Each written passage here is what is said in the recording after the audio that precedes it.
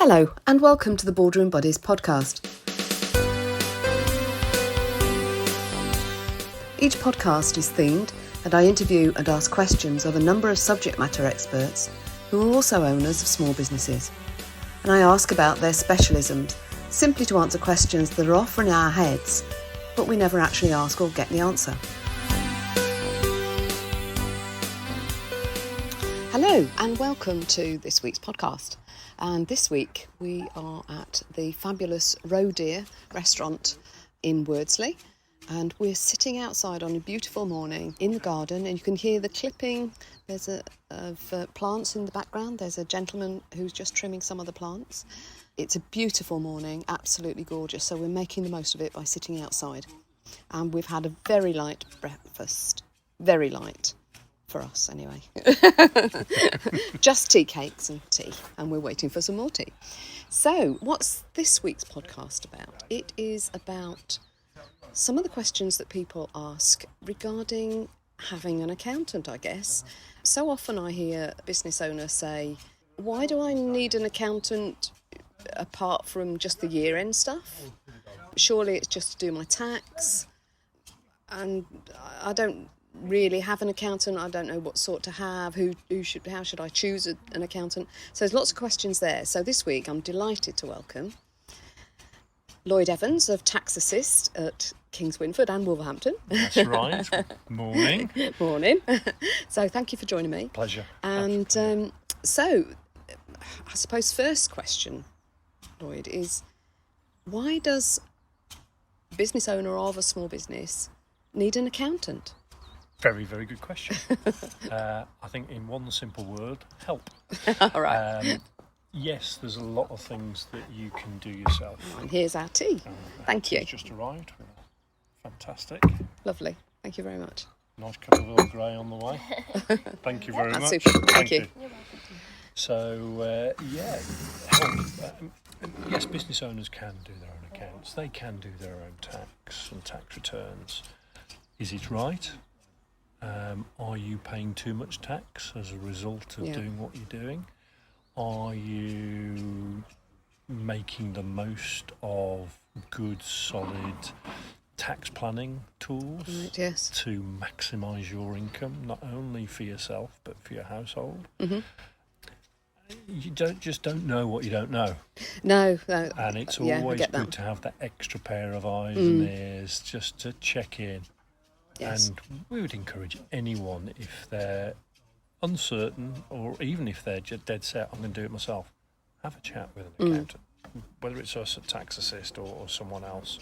Certainly our initial meetings completely free, completely without obligation. There's no time limit on them. Yes. And the whole purpose of that meeting for us, certainly at Tax Assist, is to make sure you have the information at your fingertips to enable you to make that decision as to whether you need an accountant, or whether you wanted to go it alone and do it yourself. But at least you've had that information at your fingertips. There's lots of good reasons why. It doesn't stop you from doing it yourself. So it's not really about waiting until the end of the tax year? No, definitely not. Definitely not. As early as possible, preferably before you start your business. There's a lot of things to think about. You might have a great business idea, but actually, have you thought about what income do you need to support your household bills, and therefore the impact on the business? What does the business need to deliver in order to deliver your income of X or Y? Yeah. What processes do you need to put in place to make things easier for you, to enable you to work on the business, to be less drowned in admin? We've got some great tools, great software available, and through the relationships we have as a network of over 250 locations across the UK, partnered with a number of software suppliers, which means that we can pass the benefit of some huge cost savings on to clients and also guide them as to what they need. There's a lot of stuff out there you perhaps don't need as a starting business, but you may grow into. And like you said before, it's you don't know what you don't know, do you? Really? Absolutely right. Absolutely right. It's a bit like me trying to do the plumbing. I wouldn't have that. Yeah, I could have a go myself, but soon have a flood. Yeah. Okay. And planning is so key. As early as possible, have a chat with an accountant. Again, whether it's us at Tax Assist or someone else. Preferably not a friend or family member in the first instance. They may end up doing the work, but get some independent guidance and views. Yeah. Why do you think that's important then? Just to get away from that personal relationship. Okay. So someone can be honest, brutally honest. Right. Yes. You may get that from a family member. That's great. Yeah. But you're less likely. So it's not really as impartial, I suppose, is it? That's great. Yeah. Great word. Impartial. Yeah. I think family businesses are the backbone of the UK, Totally. but so often Totally. you don't get the feedback, do you? And we were talking about feedback earlier on. Yeah, we were. You don't get the honest feedback from a family member because nobody wants to hurt a relationship or make a comment that's going to upset anybody else and things like that. And it can impinge upon that friendship, Yes. family relationship. Yeah. I've seen many businesses where two friends have gone into business together for the right reasons, and they've had some challenging times, and that friendship may have fallen apart. Equally, I've seen many businesses where it's worked, but you just need to be aware of those challenges. Yeah. And having that impartial, independent feedback is great. It's gold dust. Yeah. That's actually an interesting scenario because I've known lots of businesses over the years where people have come together to form partnerships or, to work together, and at some point one has drifted off or the relationship has broken down, and often it appears that there's nothing in writing. Totally. Yeah. So what's your view on that one? Get it in writing. Yeah, absolutely. If you're going into a partnership with a family member or anyone for that matter. Yeah. A basic agreement as to what happens in certain scenarios. So how are profits going to be shared? Yeah. How are decisions going to be made? If things go wrong, and hopefully they won't go wrong, what happens then? Ideally, get some legal advice on it. It shouldn't cost that much for just some basic outlines. Because I think that puts people off, doesn't it? The thought of going to solicitor and paying out that. But again, have a chat with the solicitor first. Those initial conversations, certainly with the solicitors that we work with, those initial chats won't cost anything. It's from that point onwards. Now, they won't give any detailed one-to-one, this is what you need to have in your document, but they'll go through the generality of what's covered in a document. Yeah, give you a flavour of it. And would then give you this is how much it will cost to draw that up. Yeah. Or you may say, well, actually, let's do something ourselves, but at least you've got something in writing. You've got something in writing there to say, right, if this happens, this result happens. Yeah. But again, you don't know what you don't know. No, and I suppose that's just as relevant for business owners. Totally. Sorry, not business owners, for man and wife type businesses. And particularly if you've got husband and wife, husband and husband, wife and wife businesses, you've got to have protection in place for the family. So God forbid something happened to one person, that person's still with us. Yeah. What happens? Is that the same for a limited company though? Yes. Okay. Same for a limited company, same for a partnership. Okay. It's really important. There's some good tax planning tools that you can use. Some relevant life policies that you can have for limited companies, which benefit the individuals, benefit the company. Good tax saving. Having something in writing, having a lasting power of attorney for the business. So if something happens to the person that's the key doer in the business, the other person has the decision-making power to enable a business, A, to carry on, B, to fold if it needs to fold and can make those decisions legally, or to manage things in the intervening period. Again, we come back to you don't know what you don't know. No, of course. And whenever we mention it, things like that to people, I think, that's a good idea. I didn't think of that. Yeah. That's a regular comment. Yeah. So I pour you some tea. Oh, yeah, lovely, thank you. Okay, lovely. And thank you for the tea. That's great. Pleasure. So how do you go about choosing the accountant? Do you need a different sort of accountant for a different sort of business, or? No, you shouldn't do. No, if you've got the right accountant, they should be able to handle whatever you need throughout your business journey, regardless of what your aims and ambitions are. Whether that's I want to run a lifestyle business and quite happy doing what I'm doing, working for myself, there's just me, or want to grow it and scale it. They should be able to cover those aspects and have connections who can help you on the fringes, financial advisors, etc. Case in point. Yeah. So in terms of choosing, look at recommendations on Google, for example. All right. Ask contacts who they use, what their feedback is. Go and see a couple, and get an idea what are they like face to face.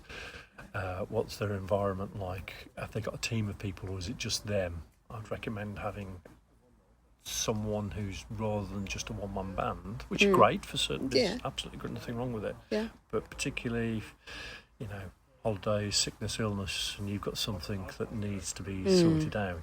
There's more than one point of contact. Yeah. So and someone that you feel at ease with, you can have those conversations with. Yeah. So it's very much personal matter. What might suit Joe Bloggs may not suit you. Yes. Yeah. I think that's one of the things that I notice, the difference between accountants. There are some who are the traditional suited and booted accountants, very nice people, but often very kind of, what would I say, intense about what they do. And sometimes they're difficult to communicate with, as a small business owner. Yeah.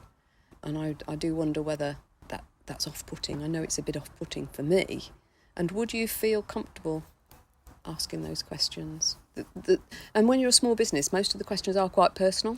They are, yeah. And we get into a lot of quite personal stuff, not because we want to pry, but because it could impact upon the advice that we give. Yes. For the right reasons. Yeah.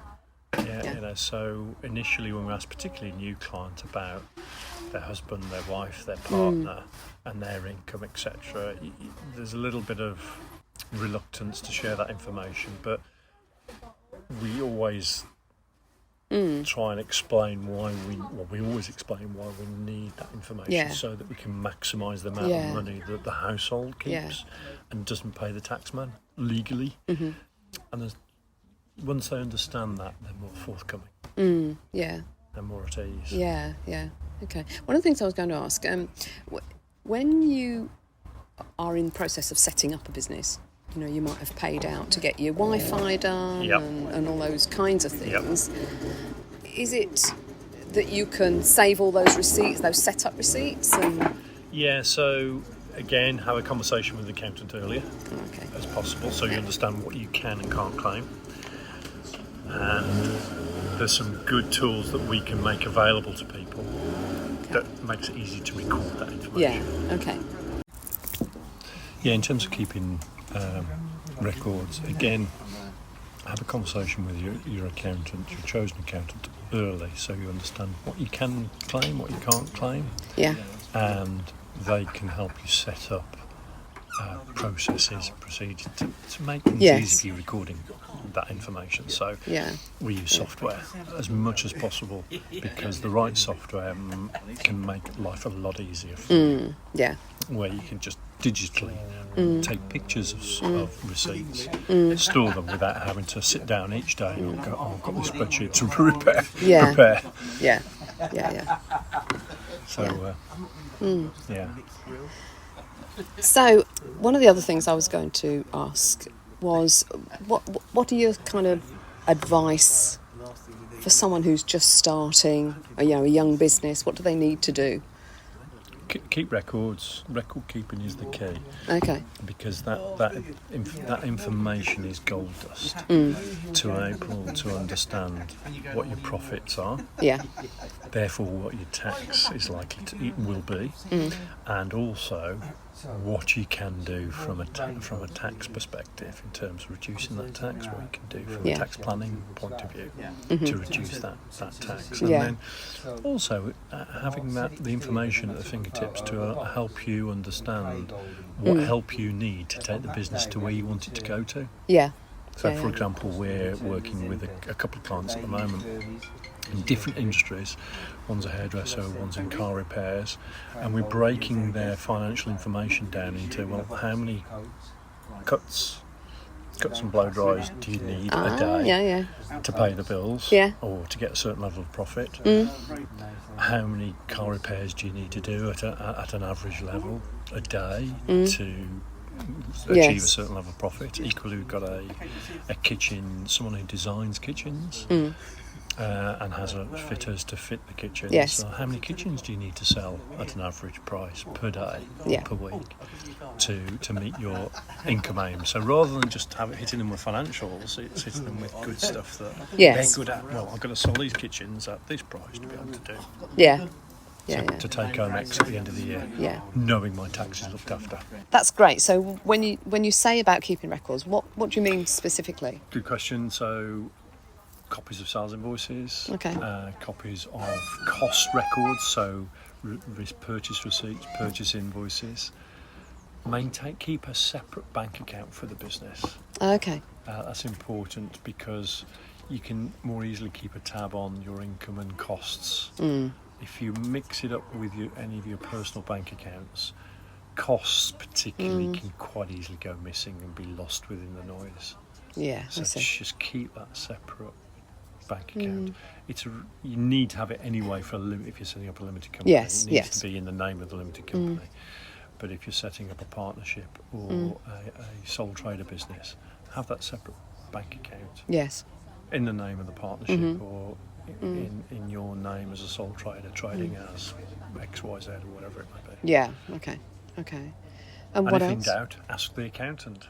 Of course. Because we're not just there to do your tax return, that's it, goodbye. We're there throughout the year. So, for example, we charge a fixed fee, a monthly direct debit, which covers all the work that we'll need to do throughout the year. It covers all meetings, phone calls, questions, queries that you have throughout the year. There's no additional fees for those conversations or those questions. If there is any additional work required over and above what we've quoted for, then we'll always have a conversation with the client beforehand. So people know exactly where they sit. And you may think, well, what's my accountant doing? That we're doing things in the background to help you without you necessarily knowing it, so that we can try and get things at the earliest possible moment. Okay. One of the things that I learned back in the 90s was cash flow. My accountant at the time, at the end of each month, we did management accounts, and he produced a cash flow forecast for me. And that for me was one of the most enlightening tools ever. So what are your thoughts about that? Totally agree. Agree. Cash and cash flow is the blood circulating within your business body. Without that, you haven't got a business. You may, have made huge amounts of profits, but if you haven't collected that money from your customers, you've got nothing to continue with. You can't pay those bills. You can't pay yourself. You can't pay your household bills. So it's vitally important. And again, mentioned a couple of clients I'm working with immediately spring to mind. We're working on cash flow forecasts for them. Again, helping them understand how many cut and blow dries they need to do in a day and a week, how many kitchens they need to have sold, etc. That impacts upon their cash. And in fact, I've got a Zoom call on Friday afternoon with a client to go through their cash flow until the end of the year.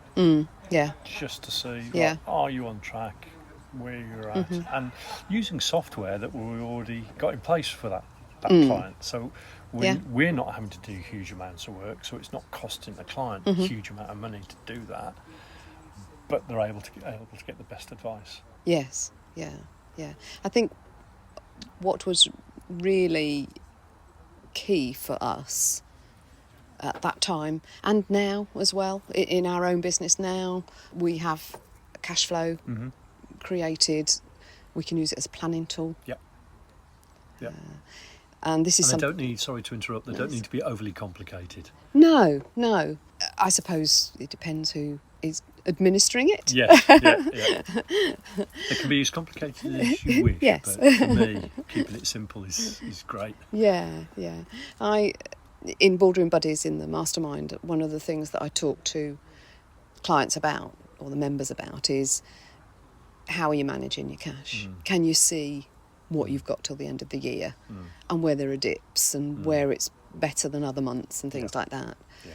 And if you want to purchase something and you're not sure, or your vision includes, I don't know, buying a property or buying a vehicle or those kinds of things, you can put those costs in and see what effect that has on your business. Totally. And what's the best way to finance them? Yes, yeah. That's, and having that extra pair of eyes, ears and mouth beside you, that part of your virtual team. Yes. You can have those conversations. We regularly have conversations with clients saying, I need to buy a van because of X, Y, Z. What's the best way of doing it? Yes. When should I do it? Yeah. We send out pre-year end letters, we call them, to clients to say, right, we've got 3 or 4 months before your year end. Here's some tax saving ideas. One of which will be, do you need to purchase any equipment or anything of a capital nature? Yeah. If you do, give us a call. Let's have a chat about it. Let's see when the best time is and what's the best method of financing it for your cash flow. Yeah. That's brilliant. So, Lloyd, I've known you a number of years now. Yeah. So I remember when I said to you, and I think we were in a networking kind of setting, what are you about as an accountant? Because, we all have our own why, if you like. Yeah. So tell us about what why you do what you do. Fundamentally, I enjoy what I do. I enjoy helping people fundamentally, getting people on the right track. I get pleasure, and hopefully the team that work with me get pleasure out of helping people, providing them with the right information at the right time and the right advice to enable them to get the most out of their hard-earned income. Yeah. Whether they're employed, self-employed, it doesn't really matter. And the whole purpose of our meetings, particularly with new clients, well, particularly at the start, is making sure that the people have that right information at their fingertips, provided with the right level of knowledge, such that they can then make a formed decision as to which way they want to go. Yeah. Whether it be, coming back to what we discussed right at the start, whether they do it themselves or choose an accountant, whether it be us or someone else, doesn't matter. It's about providing people with that right information. We love it. Yeah. We love and try and gender within the team, enjoy what we do. Yes. We don't take ourselves particularly seriously, but we do take seriously what we do. Great. That's a brilliant saying. Yeah, I love that. Yeah. Hopefully we practice it. Yes, yeah. Oh, yeah, it's brilliant. Thank you. So, if anybody wants to get in touch with you and find out more, or just drop into Tax Assist, how do they get in touch with you? So you can either walk into one of our shops in Kings Winford, right opposite the Cross, or in Wolverhampton in Finchfield, right by the Lidl. Call us on Kings Winford 01384 913 888, Wolverhampton 01902 755 557, or drop us an email. Use my email address, lloydevans@taxassist.co.uk. Yeah, that's brilliant. That's brilliant. And there's also lots of information on your website, I think. Huge amount of information on the website. Go to www.taxassist.co.uk/Kingswinford or /Wolverhampton. Brilliant. That's great. I'm never sure whether to use the www or not, though, but there we go. I don't know what the current trend is either. Okay. Lloyd, that has been brilliant. Thank you so much. Absolute great. pleasure. Good Thanks to a see lot.